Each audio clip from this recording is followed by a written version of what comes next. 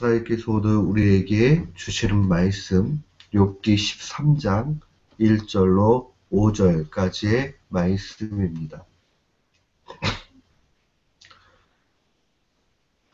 욥기 13장 1절로 5절까지의 말씀, 우리 같은 마음으로 주의 말씀 봉독토록 합니다. 나의 눈이 이것을 다 보았고 나의 귀가 이것을 듣고 통달하였느니라. 너희 아는 것을 나도 아노니 너희만 못한 내가 아니니라. 참으로 나는 전능자에게 말씀하려 하며 하나님과 변론하려 하노라. 너희는 거짓말을 지어내는 자요 다 쓸데없는 의언이니라. 너희가 잠잠하고 잠잠하기를 원하노라. 이것이 너희의 지혜일 것이니라. 아멘. 저는 오늘 본문 말씀 욥기 13장 1절로 5절 말씀을 통해서 참된 신앙은 침묵을 요구한다 라는 제목으로 주의 말씀을 선포하도록 하겠습니다. 하나님의 사람들은 한결같이 하나님의 기이하심을 찬양합니다. 하나님의 기이하심, 다른 말로 이야기하면 하나님이 위대하시고 특별하시고 또 하나님의 그 일하심은 우리가 예측할 수 없다라는 그러한 고백입니다. 하나님의 마음에 꼭 합했던 다윗 역시도 시편 139편에서 이 하나님을 이렇게 찬양합니다. 시편 139편 14절에 보면 내가 주께 감사함은 나를 지으심이 신묘막측함이니라. 주의 행사가 기이함을 내 영혼이 잘 알아이다 라고 그렇게 고백합니다. 주님의 행사, 주님이 일하시는 것이 기이하다. 영어 성경은 원더풀이라고 번역을 했는데 참 이 번역은 바로 번역은 했지만 참 이게 하나님의 일하심을 설명하기에는 오늘날 우리가 쓰는 원더풀이라는 그 단어에 담기에는 너무나 미약하다 그런 생각이 듭니다. 어찌되었거나 이 하나님의 방법이 구별되었고 특별하다 하는 의미를 가집니다. 그래서 원래 히브리 사람들이 하나님의 일하심은 특별하십니다 라고 이렇게 고백할 때는 아주 세상과 구별되는 누구도 생각할 수 없는 그러한 특별하심을 의미합니다. 하나님의 사람들은 항상 그 하나님의 특별하심을 발견했다는 것을 우리는 주목해야 합니다. 하나님의 지도자였던 모세 역시도 동일합니다. 신명기 4장 39절에 보면 그는 많은 이스라엘 백성들에게 이렇게 주의 말씀 증거합니다. 그런즉 너는 오늘날 상천하지에 오직 여호와는 하나님이시요 다른 신이 없는 줄을 알아 명심하라고 이야기합니다. 상천하지에 오직 여호와는 하나님이다. 이 표현이 바로 이 다윗이 고백했던 내용과 동일합니다. 특별하신 하나님, 정말 세상과 구별된 하나님, 우리가 참된 신앙을 갖고 간다는 것은 바로 여기에 중심이 있습니다. 하나님께서 특별하시다 하는 것을 발견할 수 있어야 됩니다. 하나님의 사람들은 모두 이 하나님의 특별하심을 인생 가운데 경험했다 하는 것을 깨달아야 됩니다. 신앙은 공적으로 또 개인적으로 경험하는 일들이 분명히 나타나야 됩니다. 우리가 계속 살펴보고 있지만은 이 욥기의 반복적인 그 주제는 바로 이겁니다. 하나님의 지혜를 의지해라. 하나님의 지혜가 얼마나 인간의 이해와 인간의 말로는 담을 수 없는 그러한 풍성한 것인지를 깨닫고 그 다음에 하나님의 지혜만을 의지해서 살라는 것이 반복적인 주제입니다. 이 욥의 세 친구들과 마지막에 나오는 엘리야의 잘못은 바로 다른 것이 아니었습니다. 이들도 지혜자였고, 이들도 똑똑했고, 이들도 충분한 그러한 경험이 있는 사람들이었습니다. 그런데 문제는 자신들의 제한적인 경험이나 상식을 통해서 하나님을 제한하려고 하는데 있었다는 겁니다. 그들이 만난 것은, 그들이 경험한 것은 부분인데 그것이 마치 전부인 것처럼 그렇게 생각이 들었다는 겁니다. 그러나 욥이 참된 신앙인의 모습을 보여주는 것은 바로 알 수 없는 곳에 대해서 하나님께 침묵하면서 계속적으로 구하고 있다는 데 있습니다. 알 수 없는 것을 침묵할 수 있는 것, 그것은 바로 참된 신앙 중에 하나입니다.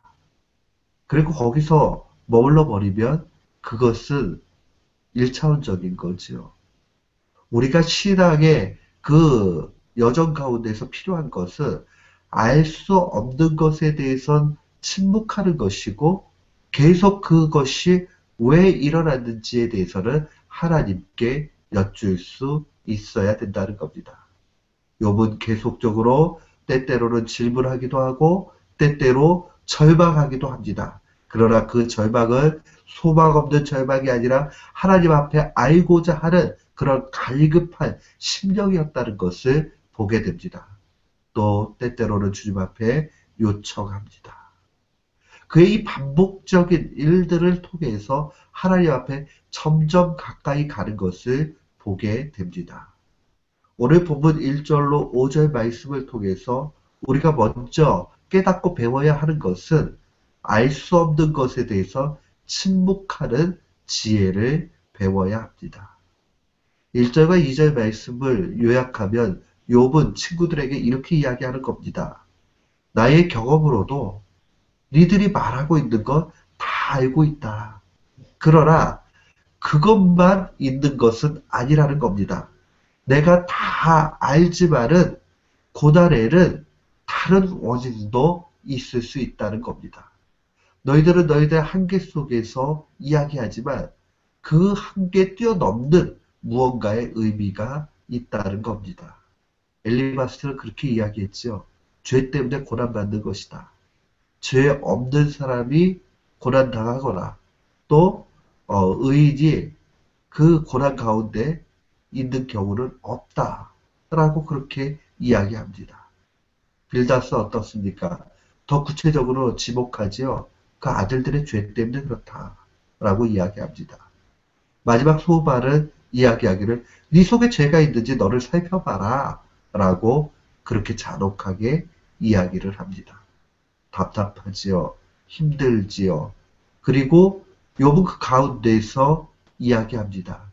내가 너희들이 얘기하는 건 모를 것 아니지만은 그러나 나는 지금은 알 수 없지만 분명히 다른 원인이 있다는 그 사실 그것은 분명히 알고 있다라고 그렇게 고백을 합니다.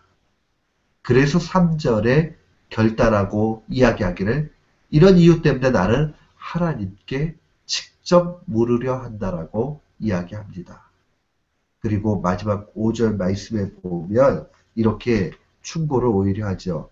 너희가 잠잠하고 잠잠하기를 원하노라. 이것이 너희의 지혜의 것이니라. 결국 이 말은 너희들이 알지 못하는 것에 대해서 침묵해야지 이 이상 이야기하는 것은 오히려 지혜롭지 못한 일이라는 겁니다. 우리가 때때로 신앙의 문제, 또 관계의 문제, 성향 속에서 어떤 명확하지 않는 것을 가지고 해결하고자 하면 그것이 더 큰 문제를 야기할 때가 있습니다. 먼저 그런 상황들이 만날 때에 침묵하면서 하나님 앞에 묻는 일들이 필요합니다. 욥은 자신의 그 삶 가운데에서 이 하나님을 바라보고 있습니다. 사랑하는 성도 여러분, 우리가 알 수 없는 것에서 정확하지 않은 것에 대해서 침묵할 수 있는 지혜, 그것이 참된 신앙이라 하는 것을 먼저 기억해야 됩니다. 또한 두 번째로 기억해야 되는 것은 고난은 하나님의 크심, 지혜를 경험하는 통로가 된다는 사실을 깨달아야 됩니다. 다윗이나 모세나 모두 하나님의 기이하심을 경험했던 그 과정에는 항상 고난의 문이 있었다는 것을 놓치지 말아야 됩니다. 하나님이 왜 우리에게 고난을 주시는가? 의인에게 왜 고난을 주시는가? 거기에는 이유가 있습니다. 인간은 고난을 통해서 하나님의 위대하심과 크심과 그 헤아릴 수 없는 영원하심이 있다는 것을 비로소 조금 경험하게 됩니다. 고난 가운데서 하나님을 알게 되는 겁니다. 그렇기 때문에 의인에게는 때때로 고난도 함께 있는 것입니다. 욥이 고난 가운데 발견한 것이 있습니다. 그건 바로 하나님은 인간의 상식, 법칙, 또한 경험으로 도저히 담을 수 없는 크신 분이라는 것을 이미 배웠습니다. 그리고 또한 두 번째로 깨달은 것은 하나님은 의인의 고난을 통해 하나님의 지혜를 경험케 하신다는 겁니다.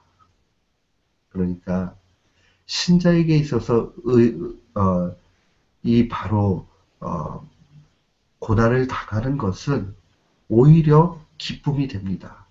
왜요? 그 고난의 통로를 벗어나고 나면 하나님을 조금씩 알게 됩니다. 우리가 교육하는 사람들이 가장 효과적인 교육의 방법 중에 하나가 뭐냐 하면 첫 번째는 모방 모델입니다. 이것은 바로 똑같이 따라서 하게 만드는 것이죠. 똑같이 따라하다 보면 조금씩 원래의 형태에 가까워지는 것을 보게 됩니다. 유대인들은 경험적인 교육을 합니다. 하나님의 말씀이 송이꿀보다 더 달다 이런 말씀이 나오면 엄마가 쿠키를 이스라엘 글자로 이렇게 구워줘요. 그리고 그 알파벳에 맞춰서 이 하나님의 말씀이라는 말씀을 이렇게 씁니다. 써놓은 거를 구우면 쿠키가 글자 모양으로 나오겠죠? 그럼 걷다가 아주 단 꿀을 갖다 이렇게 발라줍니다. 그리고 아이한테 이게 하나님의 말씀인데 한번 맛을 봐봐라 이렇게 이야기합니다.